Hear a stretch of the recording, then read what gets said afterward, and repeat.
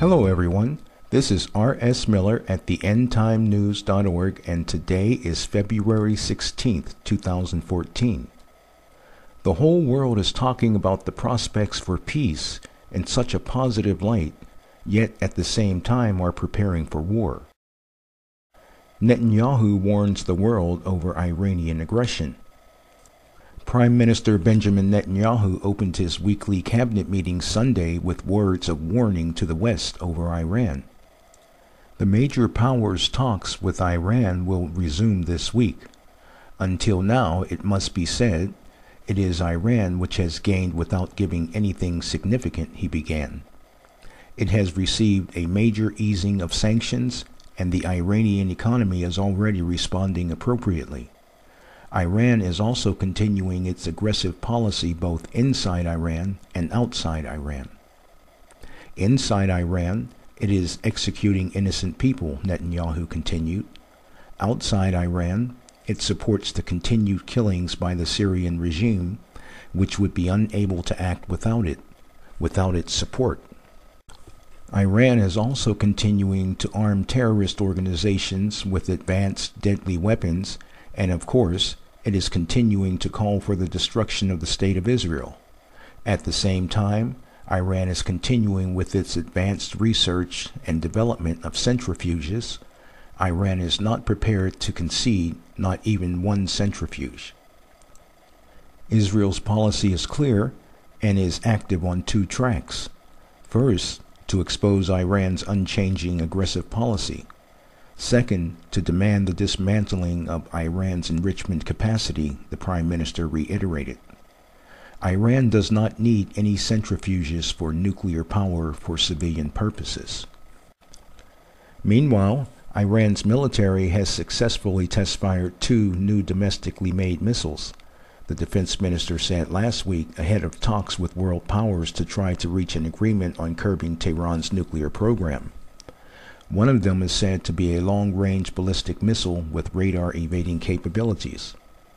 The new generation of long-range ground-to-ground ballistic missile with a fragmentation warhead and the laser-guided air-to-surface and surface-to-surface missile dubbed BINA, which means insightful, has been successfully test-fired according to the state-run television. The BINA missile is capable of striking important targets such as bridges, tanks, and enemy command centers with great precision. Iran already has long-range surface-to-surface Shahab missiles with a range of about 1,250 miles that are capable of reaching Israel and U.S. military bases in the Middle East. Recently, during the 35th anniversary celebration of Iran's Islamic Revolution on February 11th, their leadership spewed out a torrent of hate rhetoric and threats surpassing even the crudely belligerent language used by former President Ahmadinejad.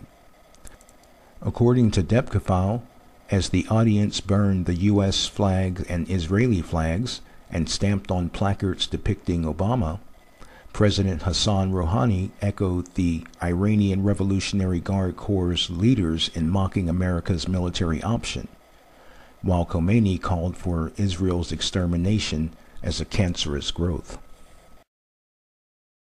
Senator McCain calls for Syrian military intervention by the U.S.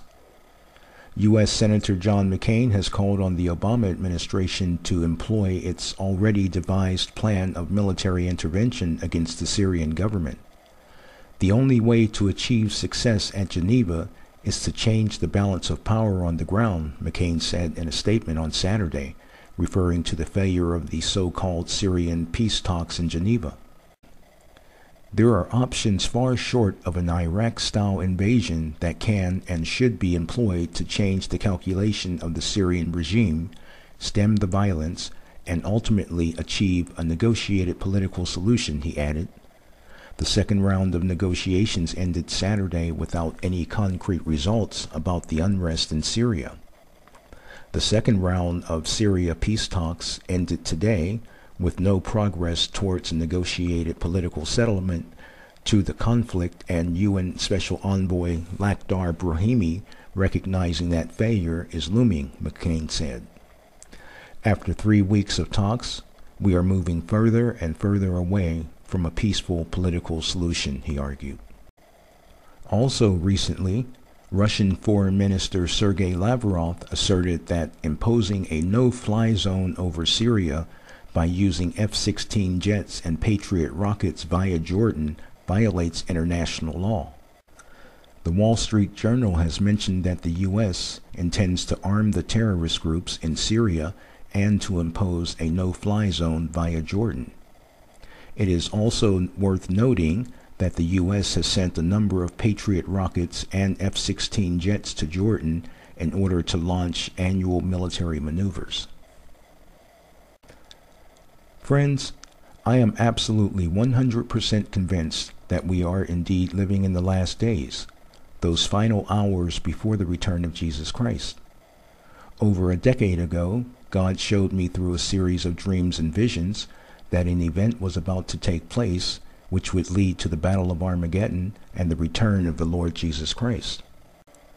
This revelation took place on August 12th and 13th of 2001. Then 29 days later, America was attacked on September 11th.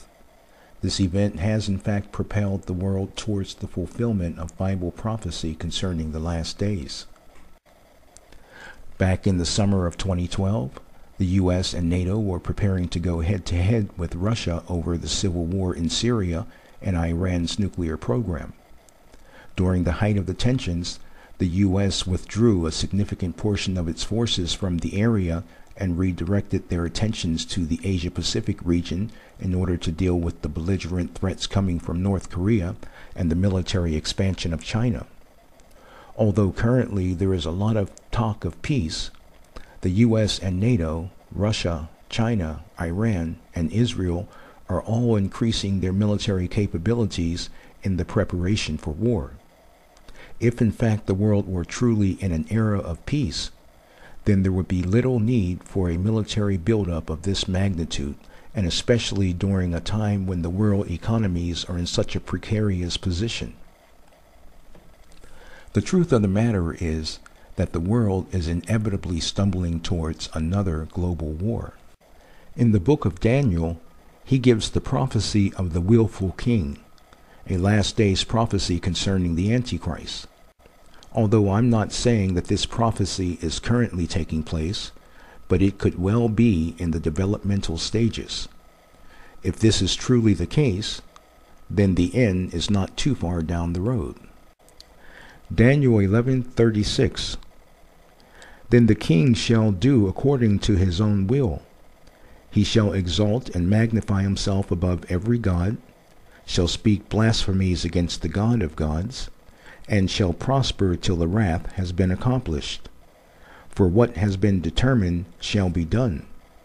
He shall regard neither the God of his fathers, nor the desire of women, nor any gods, for he shall magnify himself above them all.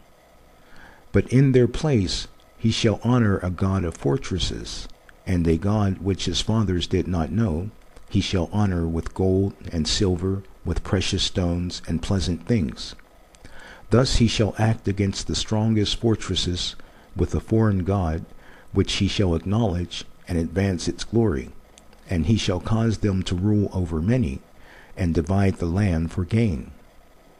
At the time of the end, the king of the south shall attack him, and the king of the north shall come against him like a whirlwind, with chariots, horsemen, and with many ships, and he shall enter the countries, overwhelm them, and pass through. He shall also enter the glorious land, and many countries shall be overthrown, but these shall escape his hand, Edom, Moab, and the prominent people of Ammon. He shall stretch out his hand against the countries, and the land of Egypt shall not escape. He shall have power over the treasures of gold and silver, and over all the precious things of Egypt. Also the Libyans and Ethiopians shall follow at his heels. But news from the east and the north shall trouble him. Therefore he shall go out with great fury to destroy and annihilate many. The events that are developing in the Middle East and the world are the unfolding of end-time Bible prophecy, and you would do well to take notice. We are living in the last days, and if you don't know the Lord Jesus Christ, then you need to do so now. If you follow the link in the box below and pray the prayer of salvation with a sincere heart, you will be saved. May God bless you.